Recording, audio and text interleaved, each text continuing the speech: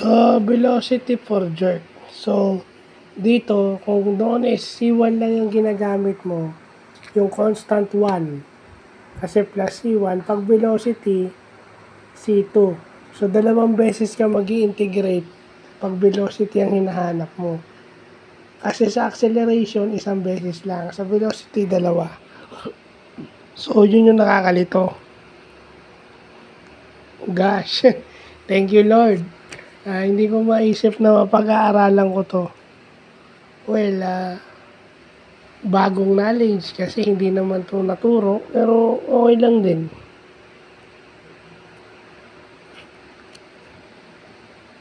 Diba? Gaya nga nung sinabi ko nung naunang vlog, ayan, regular calculator or hindi ko na nga kailangan gumamit, di ba? 5 cube is 125, 16 times 5 is 80, plus mo sa 20.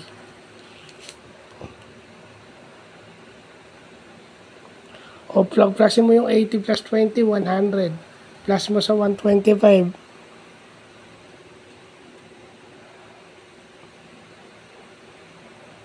125 plus 100.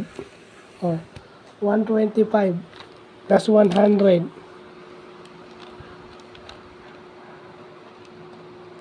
Mali.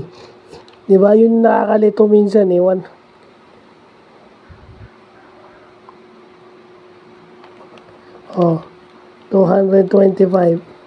Yan. Yan dahil sa haba ng process ng calculus, yung pinakamadali pa yung nakalimutan natin. Yan. Yan yung sagot. Ay, nako. Nakuha natin ang tama, yung pinakamadaling process, yung patay ng mali. So, yun. Pag velocity, gagamit ka ng C1 at saka gagamit ka ng C2. Alam naman natin sa calculus, may C o arbitrary constant. Diba? So, yun lang pa.